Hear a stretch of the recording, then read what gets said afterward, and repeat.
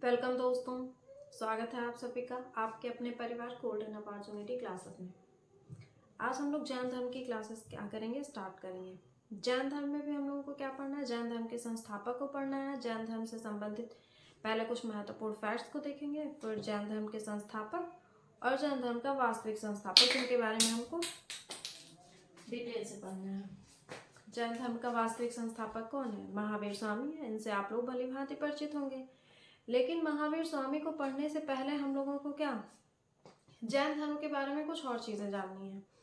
जैसे जो जैन धर्म है, इसमें जो जैन शब्द है ये किससे बना है? संस्कृत भाषा के जिन शब्द से बना है, जिसका अर्थ क्या होता है? विजेता। जिन का क्या अर्थ होता है? विजेता।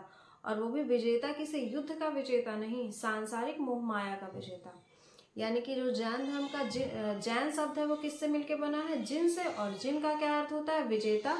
और विजेता भी किसका? सांसारिक मोह माया का विजेता।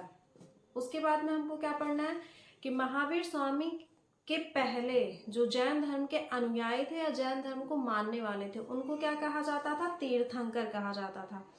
तीर्थंकर भी कहा जाता था या निग्रंथ यात्री पुत्र भी कहा जाता था। जिसमें तीर्थंकर का क्या अर्थ होता है? जो मोक्ष को प्राप्त कर चुका हो। यानी कि ऐसा व्यक्ति जो मोक्ष को प्राप्त कर चुका हो उसको क्या कहा गया है? तीर्थंकर। और निग्रंथ ज्ञाति पुत्र का क्या अर्थ होता है? बंधन रहित। अब बंधन रहित का मतलब क्या? कि सामाजिक मोहमाया या सामाजिक बंधनों से वह मुक्त हो चुका है। ठीक है। उसके बाद में आते हैं हम लोग क्या, जैन धर्म के संस्थापक पे। जैन धर्म की स्थापना किसने की थी? ऋषभ देव ने की थी। ऋषभ देव का एक अन्य नाम भी है जिसको इनको क्या कहा जाता है? आदिनाथ कहा जाता है। इनका प्रतीक चिन्ह क्या था? वृषभ था। मतलब हर जैन धर्म के जो तीर्थंकर हैं सबका क्या है? कुछ ना कुछ प्रतीक चिन्ह है। तो उसी तरह से ऋषभ देव का प्रतीक चिन्ह क्या था? वृषभ था। ये क्या माने जाते हैं? जैन धर्म के संस्थापक या पहले तीर्थंकर। किताबों में क्या लिखा गया है? पहले तीर्थंकर। क्योंकि महावीर स्वामी जो आते हैं वास्तविक संस्थापक में और उनका नाम आता है 24वें नंबर पे। लेकिन पहले तीर्थंकर की जब बात की जाएगी तो हम लोग किसको देखेंगे? ऋषभ देव को देखेंगे, जिनको क्या कहा जाता है? आदिनाथ भी कहा जाता है। अब ऋषभ देव की खास बात क्या है कि ऋषभ देव का जो जिक्र मिलता है ये कहाँ पे मिलता है? ऋग्वेद में मिलता है। ऋषभ देव का जिक्र ऋग्वेद में मिलता है। और ऋग्वेद कितना पुराना है ये तो आप लोग जानते ही हैं। जब हम लोग ऋग्वैदिक काल पढ़ रहे थे तो ऋग्वैदिक काल का जो समय था वो क्या था? 1500 ईसा पूर्व से 1000 ईसा पूर्व तक का समय काल था, वो ऋग्वेद का था। क्योंकि ऋग्वैदिक काल में ही क्या होती है? ऋग्वेद की रचना होती है। तो अब सोचिए, इनका जिक्र अगर ऋग्वेद में मिलता है तो ये कितना पुराना धर्म होगा।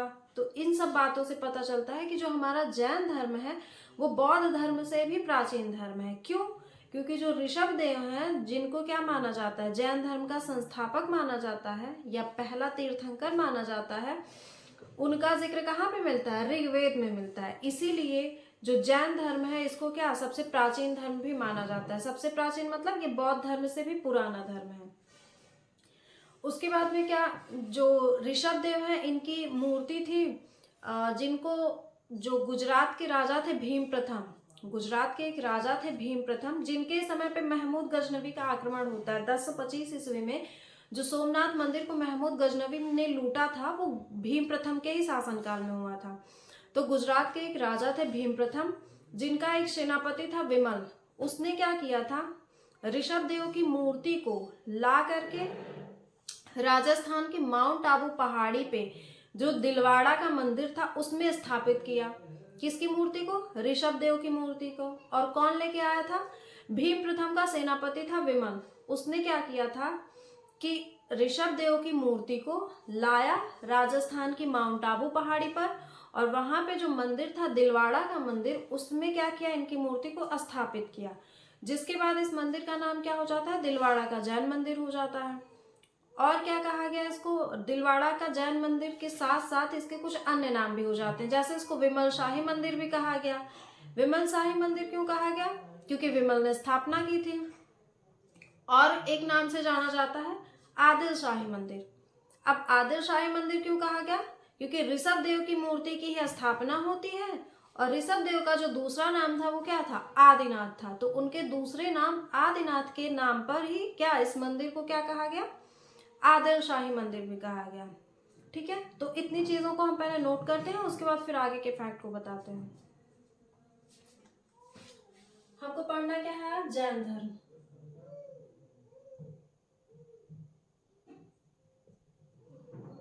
जैन धर्म, जैन धर्म में जो हमको सबसे पहला पॉइंट होगा वो क्या होगा, जैन। लिखेंगे कि यह शब्द मतलब जैन शब्द संस्कृत के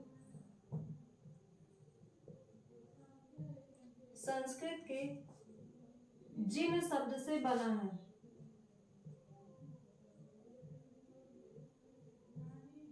जिन शब्द से बना है, जिसका अर्थ होता है, जिसका अर्थ है विजेता। मतलब जिन का क्या अर्थ होता है, विजेता। वो भी विजेता कैसा, किसी युद्ध का विजेता नहीं, सांसारिक मोह माया का।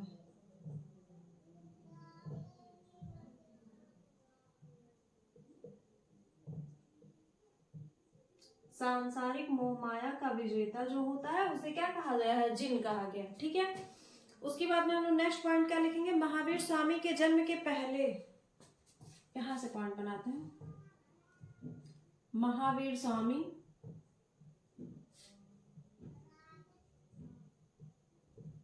के जन्म के पहले के जैनियों को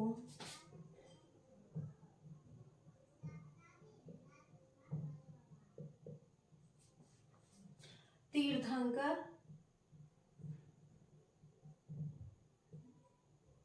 तीर्थंकर का क्या अर्थ हमने बताया, जो मोक्ष को प्राप्त कर लिया हो।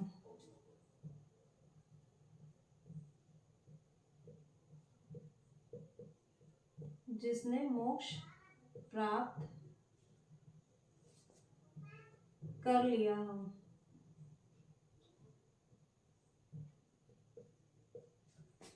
जैनियों को तीर्थंकर तथा निग्रंथ ज्ञात्री पुत्र, निग्रंथ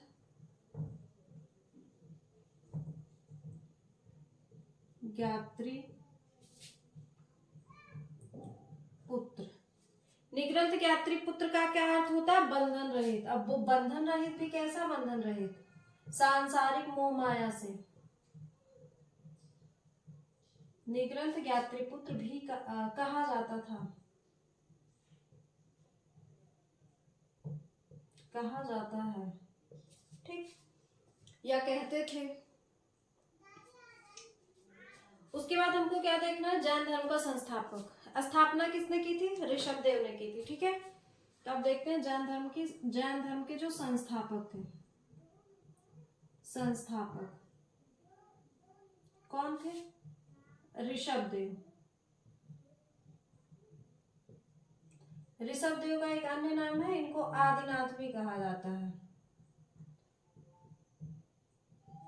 संस्थापक का मतलब यही पहले तीर्थंकर भी हुए थे, यहाँ पे हम लिख दे रहे हैं, नहीं तो कुछ लोग क्या होंगे, कंफ्यूज हो जाएंगे। पहला तीर्थंकर किनको माना जाता है, ऋषभ देव को माना जाता है। ऋषभ देव का जो प्रतीक चिन्ह था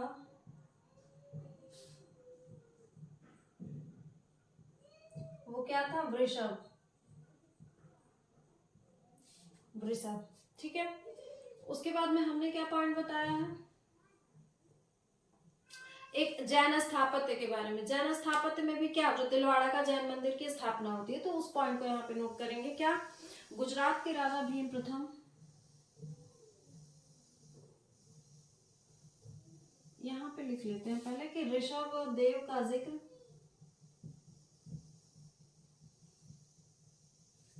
ऋषभ देव का जिक्र ऋग्वेद में भी मिलता है।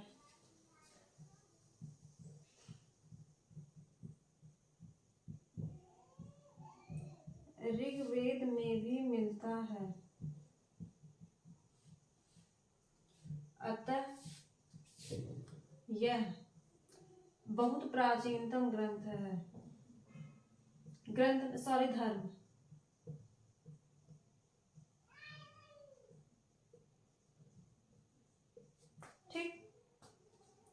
उसके बाद नेक्स्ट पॉइंट में हम क्या लिखेंगे, गुजरात के राजा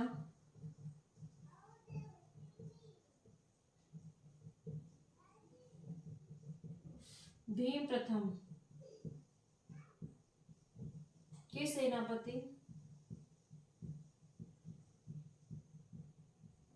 विमल ने ऋषभ देव की मूर्ति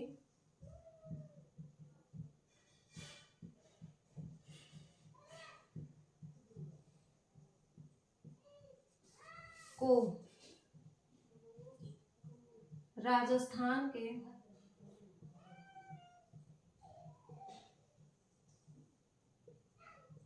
माउंट आबू पहाड़ी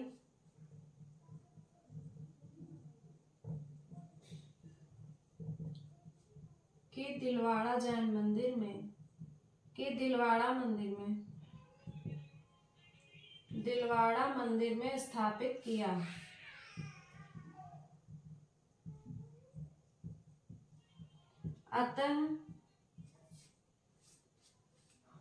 अतः इसे दिलवाड़ा का जैन मंदिर भी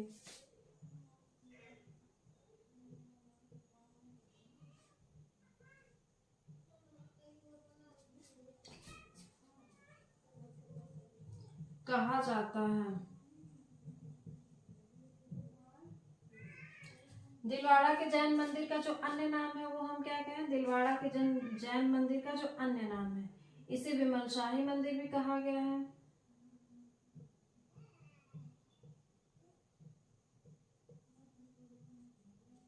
विमल शाही मंदिर क्यों कहा गया, क्योंकि विमल ने इसे बनवाया था। और एक कहा गया है आदिल शाही मंदिर। आदिल शाही मंदिर क्यों कहा गया है, क्योंकि ऋषभ देव का जो दूसरा नाम था वो क्या था, आदिनाथ था, तो इन्हीं के दूसरे नाम पे इसे आदिल शाही मंदिर भी कहा गया। तो अगर पूछा, ये क्वेश्चन तो पूछा ही जाता है कि दिलवाड़ा का जैन मंदिर किस राज्य में स्थित है, तो राजस्थान में स्थित है। और अगर पूछा जाए राजस्थान में भी कहाँ पे, तो माउंट आबू की पहाड़ी पे स्थित है। अगर ये पूछ ले कि विमल शाही मंदिर कहाँ स्थित है, तो बहुत से लोग नहीं जानेंगे, क्योंकि विमल शाही मंदिर दिलवाड़ा के जैन मंदिर को ही कहा जाता है, तो वो भी कहाँ पे है, राजस्थान के माउंट आबू पहाड़ी पे ही है। चीज़ों को ऐसे नोट करते चलेंगे तो एक बहुत ही बेहतरीन क्या नोट्स बनता चलेगा, जो कि क्या होगा, बार बार पढ़ना नहीं पड़ेगा, एग्जाम टाइम पे उसको रिवाइज करेंगे, चीज़ें अपने आप ही क्या होगी, क्लियर होती जाएंगी। उसके बाद में हम लोग क्या देखते हैं, एक और जैन स्थापत्य के बारे में देखते हैं, जो कि कहाँ पे, कर्नाटक में हुआ था। तो हम लिखेंगे कर्नाटक के श्रवणबेलगोला में। नेक्स्ट पॉइंट यहाँ पे बनाएंगे, कर्नाटक के श्रवणबेलगोला में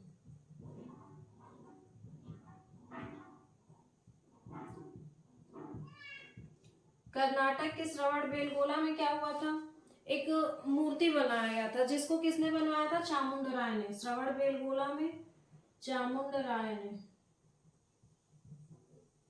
अब ये चामुंडराय कौन था, अब चामुंडराय भी था कौन, राजमल्ल चतुर्थ का सेनापति था। राजमल्ल चतुर्थ कौन थे, एक राजा थे, तो राजमल्ल चतुर्थ का सेनापति था।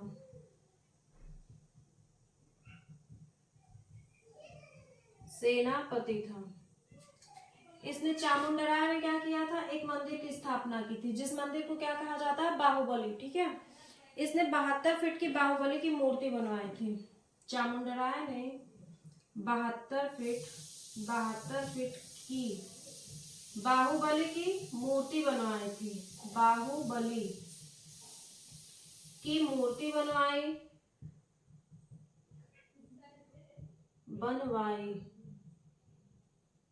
इस मूर्ति के साथ साथ में यहीं पे श्रवणबेलगोला में ही क्या है, गोमतेश्वर की भी प्रतिमा है। ठीक है, क्या है, यहीं पर गोमतेश्वर मंदिर भी है।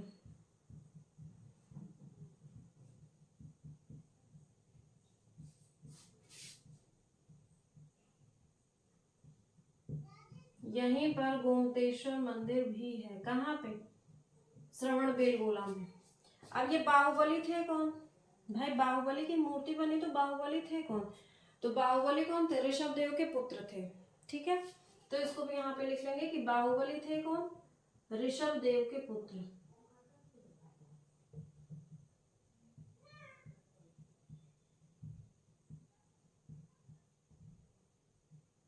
थे। तो जहां पे इन्होंने बाहुबली की मूर्ति बनवाई थी श्रवणबेलगोला में, तो यहीं पे क्या होता है, एक आयोजन होता है जिसको क्या कहा जाता है, महामस्तक अभिषेक। महामस्तक अभिषेक का आयोजन कहाँ पे होता है, श्रवणबेलगोला में या कर्नाटक में। और कहाँ पे, ये बाहुबली की मूर्ति जहाँ पे बनी है वहां पे वो क्या होता है, हर 12 वर्ष में होता है। तो इसको भी यहाँ पे लिख लेंगे क्या, कि यहाँ पर 12 वर्ष में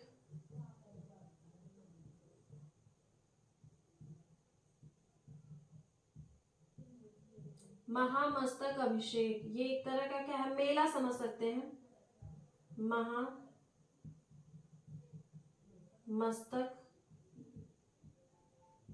अभिषेक, महामस्तक, यहाँ पर 12 वर्ष में महामस्तक अभिषेक का आयोजन होता है। ठीक है, महामस्तक अभिषेक का आयोजन होता है।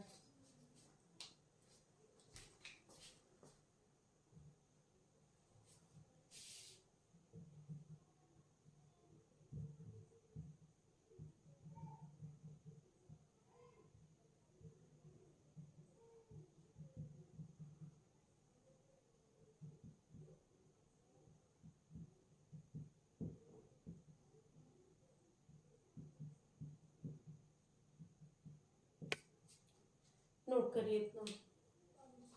उसके बाद में हमको क्या देखना है, पार्श्वनाथ के बारे में। बीच के तीर्थंकरों को नहीं पढ़ना है हमको, पहले तीर्थंकर को पढ़ लिया, उसके बाद में अब 23वें को पढ़ेंगे। 23वें कौन थे, पार्श्वनाथ थे। और उसके बाद में फिर किनको पढ़ेंगे, महावीर स्वामी को, जो कि क्या थे, जैन धर्म के 24वें तीर्थंकर या वास्तविक संस्थापक जिनको माना जाता है। ठीक है, जो पार्श्वनाथ थे ये क्या है, जैन धर्म के 23वें तीर्थंकर हैं। और इनका जो जन्म हुआ था वो काशी के एक राजा थे अश्वसेन, उन्हीं के यहाँ पे हुआ था। किनका जन्म, पार्श्वनाथ का। इनका प्रतीक चिन्ह क्या था, सर्प था। इनकी माता का नाम क्या था, वामा देवी था। और जो पार्श्वनाथ थे इन्होंने 30 वर्ष की अवस्था में क्या किया था, गृह त्याग किया था। 30 वर्ष की अवस्था में पार्श्वनाथ ने गृह त्याग किया था। और कहाँ पे गए थे, पारसनाथ पहाड़ी पर। पारसनाथ पहाड़ी के सम्मेद शिखर पर जाकर के ये ध्यान लगाते हैं। और समाधि के 84वें दिन क्या होता है, इनको ज्ञान की प्राप्ति होती है। किनको, पार्श्वनाथ को। 84वें दिन जब इनको ज्ञान की प्राप्ति हो गई, तो ज्ञान की प्राप्ति के बाद में क्या होता है भाई, ज्ञान की प्राप्ति के बाद में अब ये क्या कहलाएंगे, जिन कहलाएंगे। जिन मतलब विजेता। और अरहत कहलाए। और क्या कहलाए, कैवल्य। ठीक, अरहत और निग्रंथ कहलाए। ठीक है, जिसमें से उसके बाद इन्होंने 4 आर्य सत्य को बताया है। किन्होंने, जब ज्ञान मिल गया तो अब क्या बताएंगे, 4 आर्य सत्य को। जैसे हम लोग वहां पे क्या बौद्ध धर्म में भी पढ़ा था, तो इन्होंने 4 आर्य सत्य को बताया है। वो 4 आर्य सत्य थे कौन से, किनके, पार्श्वनाथ के 4 आर्य सत्य थे कौन, सत्य, अहिंसा, अस्तेय और अपरिग्रह। जिसमें से सत्य और अहिंसा का तो अर्थ सबको पता होगा। सत्य मतलब क्या, सत्य बोलना। अहिंसा मतलब वो मतलब हिंसा ना करना। अस्तेय का मतलब होता है कभी चोरी ना करना। और अपरिग्रह का क्या अर्थ होता है कि अधिक धन संचय ना करना, मतलब जितना आवश्यक हो बस उतना ही धन रखो। जैसे आज के टाइम पे लोग बैंक बैलेंस रखते हैं ना भविष्य के लिए, तो इनके आर्य सत्य में क्या था, अपरिग्रह, मतलब आवश्यकता से अधिक धन को नहीं रखना है। ये क्या थे, पार्श्वनाथ के 4 आर्य सत्य थे। तो महावीर स्वामी ने किया क्या, पार्श्वनाथ के 4 आर्य सत्य में सिर्फ एक नया जोड़ दिया, ब्रह्मचर्य। उसके बाद ब्रह्मचर्य को नया जोड़ के उन्होंने क्या किया, पंच महाव्रत का निर्माण किया। यानी कि महावीर स्वामी के कितने आर्य सत्य थे, 5। तो 4 तो पार्श्वनाथ के थे और 5वां ब्रह्मचर्य को जोड़ दिया। उसके बाद में क्या हो गया, पंच महाव्रत बन गया।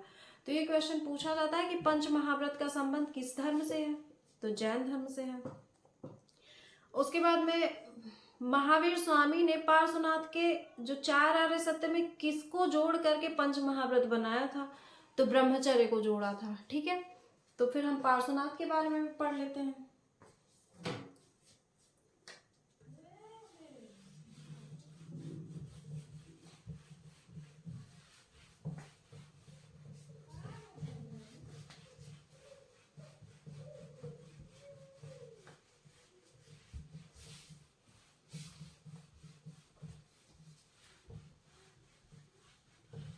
अगली हेडिंग क्या लगाएंगे हम लोग?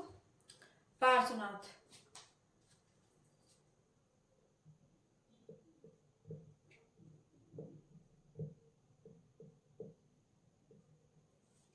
इसमें पहला ही पॉइंट हम ये लिखेंगे कि पार्श्वनाथ के अनुयायियों यानी कि जो लोग पार्श्वनाथ को मानते थे उनको क्या कहा जाता था? तो जिन कल्प कहा गया। ठीक है, तो इस पॉइंट को भी यहाँ पे नोट करेंगे कि पार्श्वनाथ इनके अनुयायियों को, ये क्या है, हेडिंग है हमारा,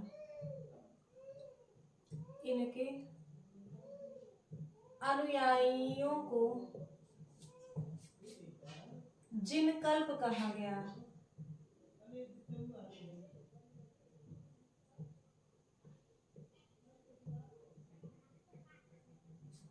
अब आइए देखते हैं पार्श्वनाथ का।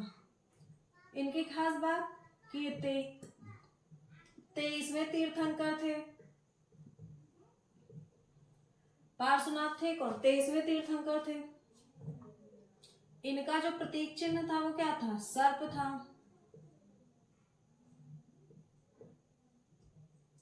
इनका जो क्या कहते हैं, इनके पिता कौन थे? काशी के राजा थे। तो इनका जो जन्म हुआ होगा वो कहाँ पे होगा? काशी में ही होगा। तो जन्म कहाँ पे हुआ था? काशी में हुआ था। पिता कौन थे?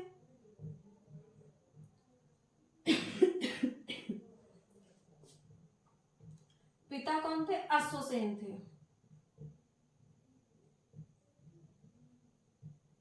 अश्वसेन की खास बात कि ये काशी के राजा थे। सब काशी के राजा ही सधुआ रहे हैं। काशी के राजा थे। इनकी माता का नाम क्या था? वामा देवी।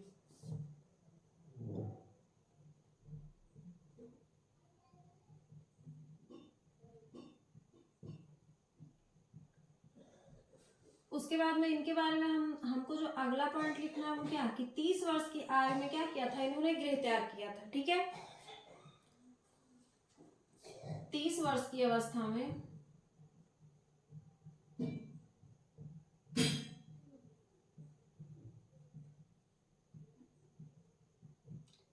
गृह त्याग किया।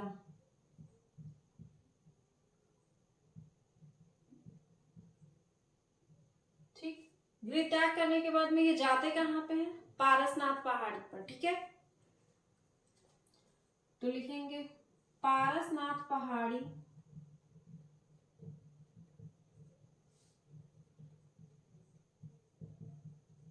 पारसनाथ पहाड़ी कहाँ पे स्थित है? बिहार और झारखंड के मध्य स्थित है। पारसनाथ पहाड़ी के सम्मेद शिखर पर। लेकिन जो सम्मेद शिखर है वो कहाँ पे पड़ता है? झारखंड में पड़ता है।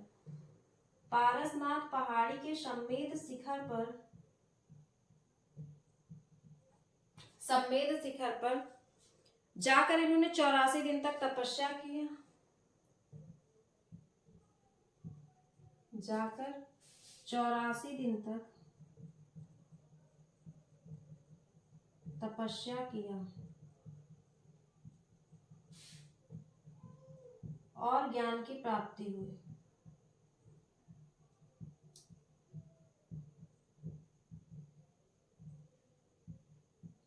यानी कि इनको 84 दिन के बाद में ही क्या हो गया था? ज्ञान मिल गया था। ठीक है,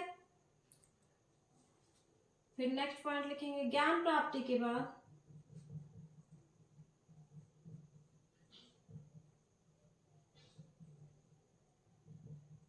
ये जिन अरहत और क्या कहला? निग्रंथ।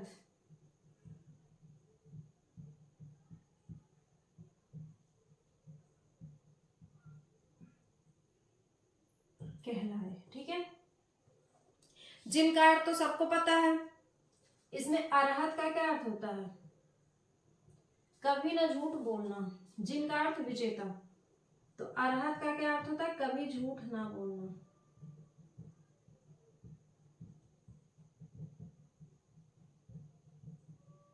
निग्रंथ का क्या अर्थ होता है? बंधन रहित या बंधन मुक्त।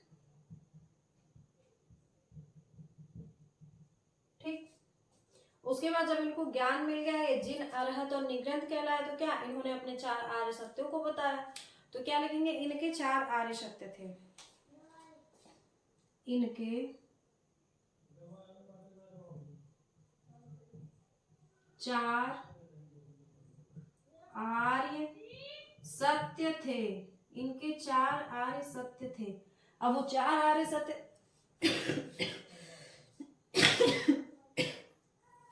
थे कौन से? सत्य, अहिंसा, अस्तेय और अपरिग्रह। जिसमें से अपरिग्रह का क्या अर्थ होता है? अधिक धन संचय न करना। अधिक धन संचय न करना, ये किसका अर्थ होता है? अपरिग्रह का। उसके बाद में अस्तेय का क्या अर्थ होता है? कभी चोरी न करना। कभी चोरी न करना। सत्य और अहिंसा का तो अर्थ आप लोग जानते ही होंगे। उसके बाद ये क्या था? पार्श्वनाथ के बारे में था। उसके बाद हमको क्या देखना है कि महावीर स्वामी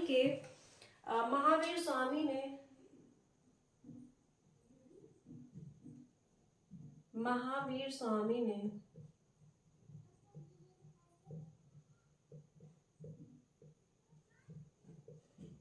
पार्श्वनाथ के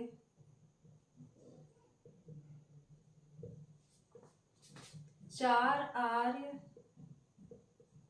सत्यों में ब्रह्मचर्य को जोड़कर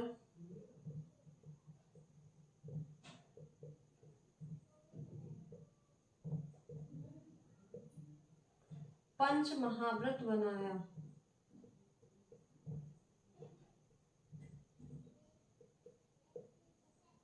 पंच महाव्रत बनाया यानी कि महावीर स्वामी जो थे वो पार्श्वनाथ के चार आर्य सत्य को ले लिया और पांचवा एक बता दिया कि इन सब के साथ साथ क्या जरूरी है? ब्रह्मचर्य का होना भी जरूरी है। ठीक है, ब्रह्मचर्य आप लोग जानते होंगे, जब हम लोग आश्रम की चर्चा किए थे तो आश्रम चार होते हैं।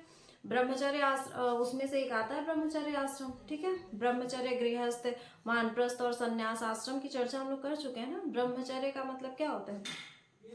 जो शुरू के 25 वर्ष होते हैं, ठीक है, उनको क्या कहा जाता है? जिसमें बालक की शिक्षा दीक्षा होती है। ठीक है, यानी कि अगर वो गृहस्थ आश्रम में अगर चला जाएगा तो फिर क्या होगा? वो सांसारिक मोह माया से घिर जाएगा। और यहाँ पे हमेशा ही बात क्या हो रही है? सामाजिक मोह माया या सामाजिक बंधनों से जो मुक्त होगा वही जिन कहलाएगा। तो इसीलिए उन्होंने क्या किया? उसमें ब्रह्मचर्य को भी जोड़ दिया। किसने? महावीर स्वामी ने। तो क्वेश्चन बनता है कि पंच महाव्रत का संबंध किस धर्म से है? तो जैन धर्म से है। और पंच महाव्रत बनाया किसने? महावीर स्वामी ने। कैसे? उसमें जो पार्श्वनाथ के चार आर्य सत्य थे उसमें इन्होंने ब्रह्मचर्य को जोड़ा और पंच महाव्रत का निर्माण किया।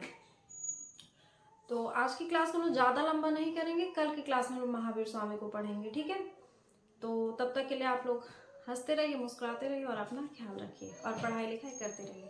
जय हिंद, जय भारत।